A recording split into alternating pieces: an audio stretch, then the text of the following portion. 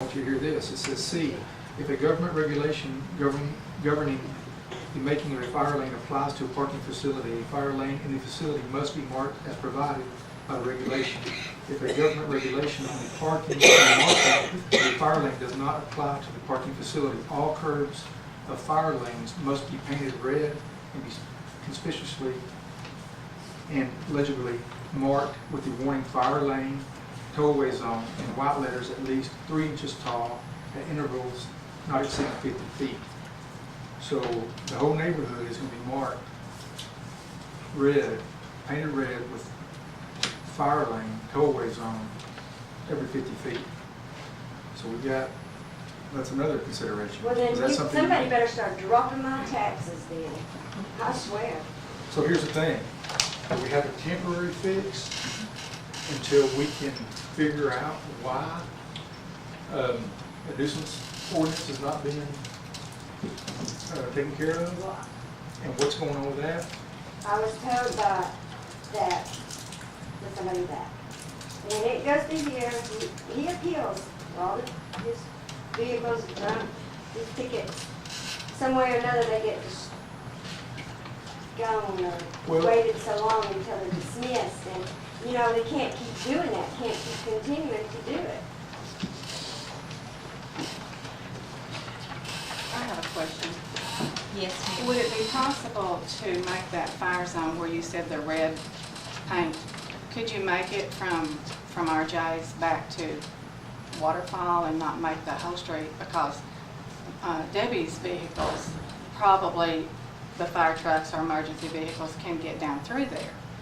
But with his parking, you can't get down through Because of the turning radius. Right, you can't get down through there. He is the issue here. And so, if you could make that a fire zone just from that point, then she could park on that street and they could still get through there. It would stop him from hanging out on the road.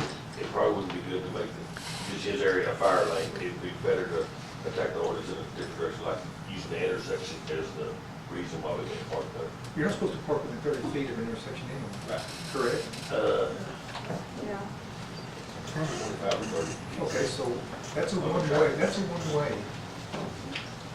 And so if you're coming in on the first right of Waterfall, anywhere within the next 30 feet, you couldn't park.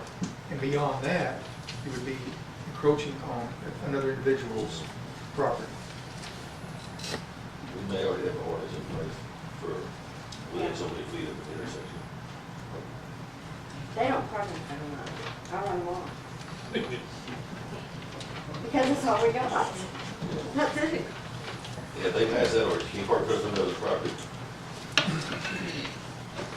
Well, unfortunately, the way this reads, I don't think you could minimize a fire lane. I think once it's established, it would have to be the whole thing.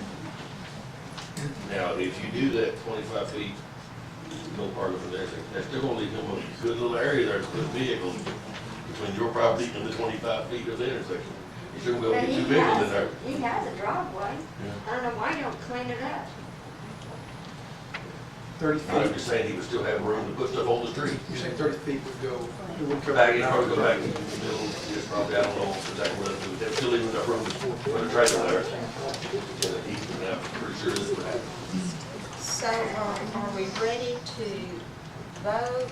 Do we want to continue this discussion and maybe find out some other things we already have in place, or what? Because I know this could go on as an argument and. I think I need to look at it further. Let's just table it until,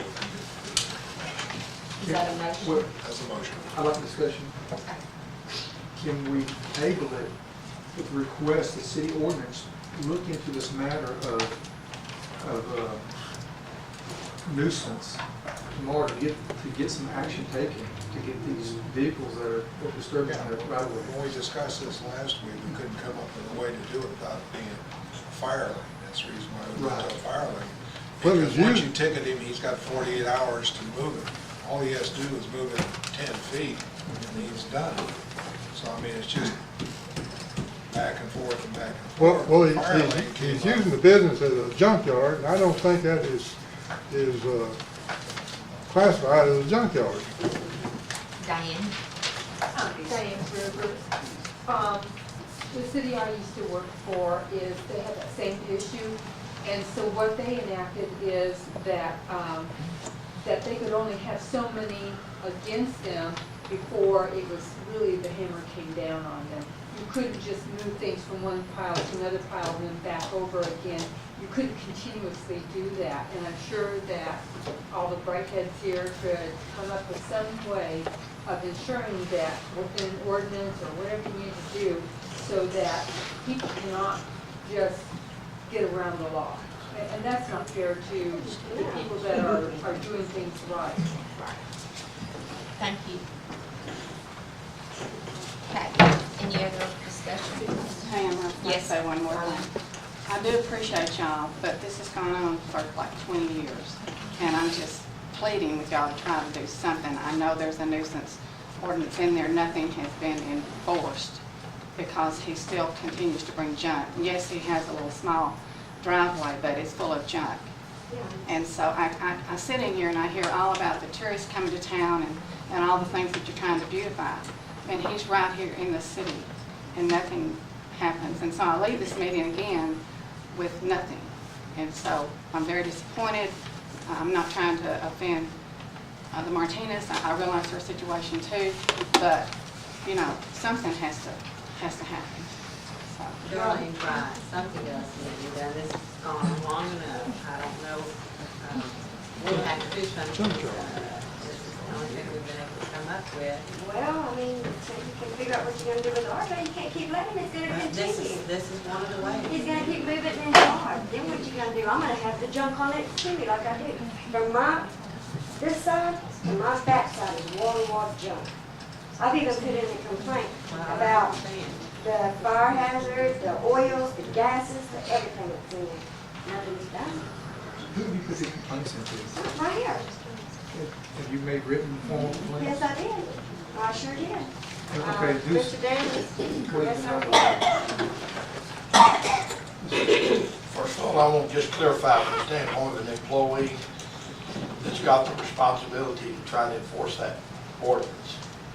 We've been trying to enforce it and done all we were allowed to do by ordinance for nearly 20 years.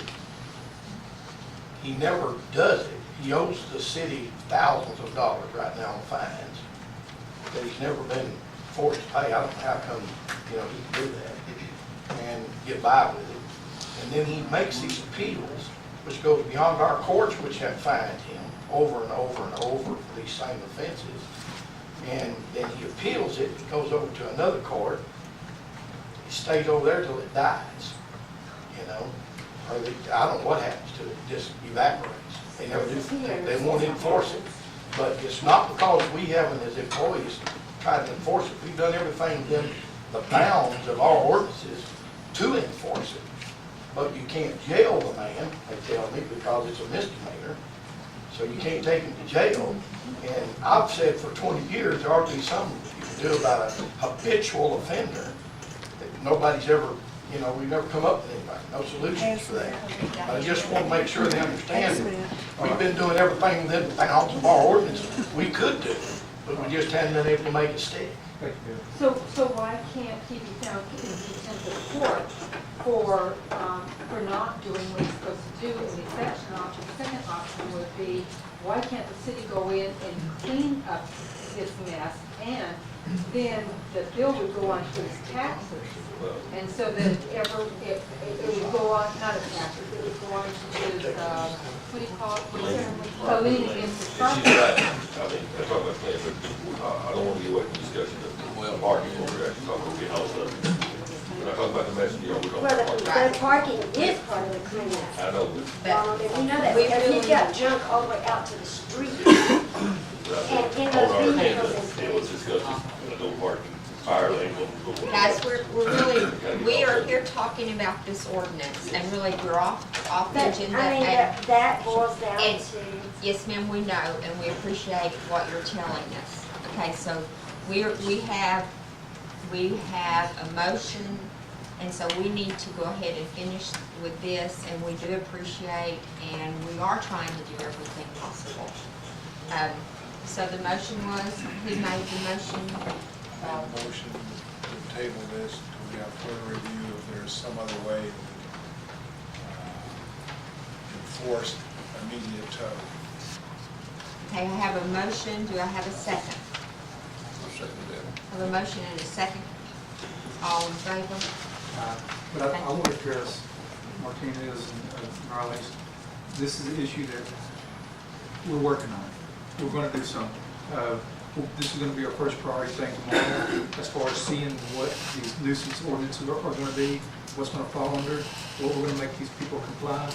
So we're going to do something. I feel very bad for each of you. It is. Okay, let's go ahead.